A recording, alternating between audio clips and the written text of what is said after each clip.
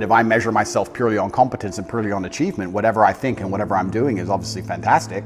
So I'm very happy with the mindset I have. And then we go into the argument, am I supposed to be happy? Am I supposed to feel good? This is what I don't understand about people, especially men in the world today. Why are they so worried about being afraid? Afraid every time I fall. Yeah. I fall anyway. Yeah. Like, I don't let fear guide what I'm gonna do. I do what I'm supposed to do regardless of how I feel. So I don't see anything wrong with feeling fearful. I don't see anything wrong with feeling stressed or under pressure or anxious. All these things men are trying to get rid of. And I talk about men specifically. I gender this because I'm a man. I don't know how it feels to be a woman. But all these things that people are trying very hard to get rid of from their brains, I don't see why they need to leave. I will argue the point that if I feel anxious and pressured and stressed and fearful, I will get more done than if I was happy.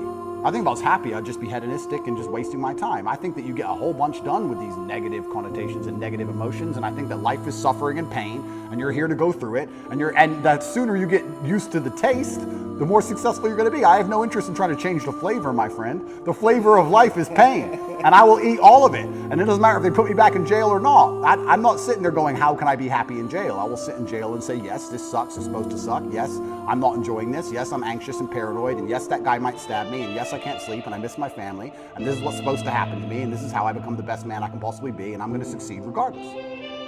General consensus is that I don't think I can change or affect the world to the point where pain and suffering and bad things are not gonna happen. So isn't it best if I just enjoy all of that? Doesn't that make me as powerful as possible if I say, oh yeah, okay, this is gonna suck, good. I mean, I do it when I fight. Yesterday I was fighting, right? We were doing 12 rounds and all of us were destroyed. And the more he hurt me, the more I wanted to hurt him back. The more he hurt me, the better it felt. The more powerful I felt, the more he hit me.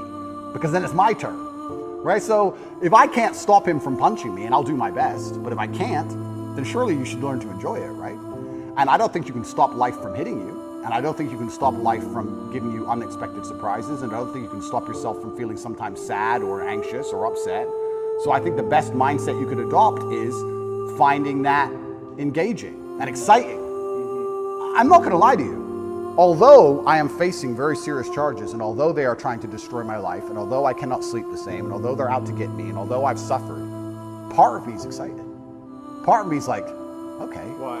Because it's a war. You like war? I think all men do. I do. Yeah, of course, all men do. So it's a battle. It's exciting. Yeah, it's exciting. So I'm not saying I'm glad it happened, because I'm certainly not. And I'm not saying I'm gonna win. But I'm saying that I've trained myself to the point where if I were walking down the street and 10 men were to pull knives on me, I'd be intimidated, but 20% of me would go, this will be one to remember. Do you have a belief that you could take 10 men with knives? I have a belief that, yeah, I do. Because That's delusional. That's delusional. Yeah, but it gives me a best chance of possibly winning. If I had to fight them, I believe I'd be the most capable if I believed I could win. Of course. So for that reason, if I have to self-delude, then I will self-delude, and I will convince myself that I am here to destroy all 10 of them. And I will say it in a way where at least 7 of them believe me. And that's the most important part sometimes about all of this self-delusion, is that a lot of other people start to believe what you say. And I'm not saying that I say bad things. If a man were to sit in front of you and say, I can rip your head off with my little finger, and he said it in the right terms, and he truly believed it in his heart, you wouldn't want him to try. As ridiculous as that sounds, you'd be like, he's kind of big, maybe. You know, it crosses your mind. So I think that, yeah, I have psychoanalyzed myself, even though I'm not officially, certified. And I've decided that I can't stop bad things from happening to me. So instead, I'm going to enjoy bad things happening to me. And I'm going to build a mindset that makes me fearsome enough to succeed regardless of how stacked the odds are against me. Yeah. Yeah, and I appreciate your mindset, and it's well thought out, and it's useful to you. Yeah, I like to hear it, but like I said right now, I'm not a coward. And I want to make this very clear. I'm not a coward. I don't care if I don't sleep again for the rest of my life.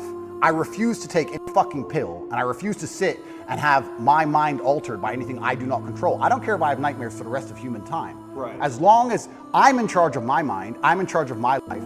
If God decides that I don't need nightmares anymore, I'll fathom out how to stop it.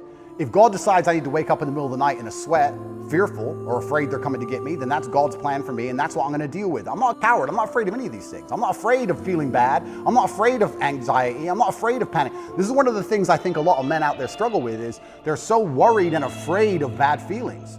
And to me, that's just showing that you've had an easy life. Like, there's real people out here who are trying to kill you. There's people out here who put a knife in your neck. You're scared of what? Feeling sad? Who cares? Like, there's real problems. What are you worried about feeling sad for? Who gives a shit? I could feel sad for the rest of my life, and I guarantee, one, nobody would know, and two, I would be monumentally successful regardless. So why are we even talking about it? I have no fear for a negative feeling. I have fear for me not being able to provide for my children.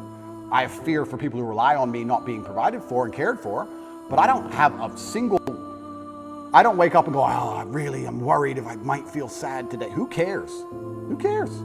I can be happy or sad on the same day. Nobody notices, and the same things get done.